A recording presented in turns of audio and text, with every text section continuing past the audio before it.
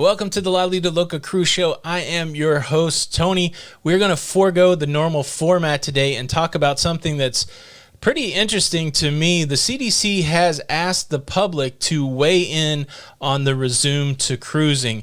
They've laid out 28 questions and they want to know what the public thinks. There's a spot where you can go make a comment on the Federal Register website, or you can mail in your comments. So anybody out there that feels like their voice has not been heard, that you're just banging away in the comments, that you're just in your own social media, that you're just talking to friends and family, and you don't feel like there's any teeth to what you're saying because nobody is listening, well, here is your opportunity when it comes to the CDC and it comes to cruising.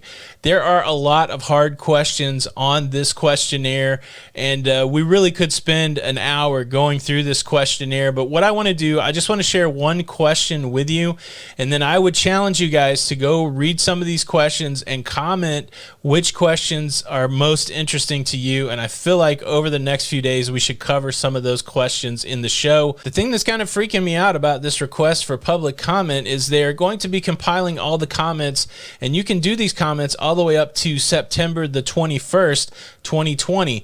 If you've been tracking along, you know the no-sell order expires on September the 30th, 2020, and many cruise lines say that they plan to cruise again in October 2020, but what's the point of this exercise? Are they going to be able to take all of that information within 9 days of the no-sell expiring and somehow fire cruising back up again? It's not painting a great picture, but again, this addresses the idea that people haven't been able to have their voice heard with the CDC. And interesting questions. The one that jumps out to me that I think the cruise lines are going to push back on pretty heavily, question 28, the very last question, one of the summary questions for the survey: should cruise ship operators be required to designate a responsible company official who will accept legal responsibility for failure to implement measures to protect public health? This kind of sums up the position of the CDC. They're asking the question, should the cruise line pick one person to put their neck on the line to say, look, if we have another incident where everything goes sideways, this one guy right here, he's on the hook for it.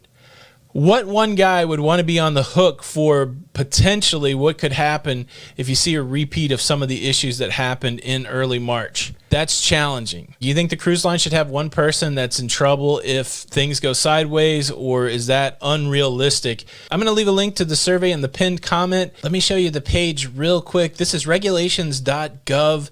Of course, this is the case that is associated with the request for public comment.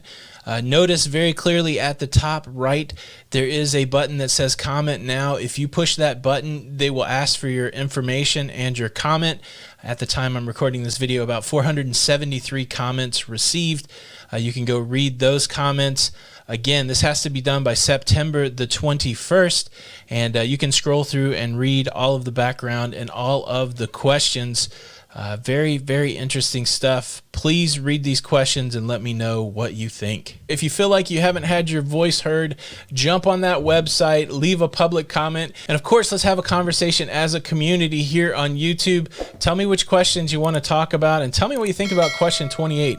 That's going to be a tough one, I think, for any of the cruise lines to sign up for. Thank you so much for stopping by. Show your support for the show by hitting the like button. Let me tell you, I had a great interview over the weekend with a Carnival cruise director, Chris Williams, the Flying Scotsman. I'm going to leave that video right here. I would recommend you watching the interview. Raise some money for St. Jude, which is a really cool thing.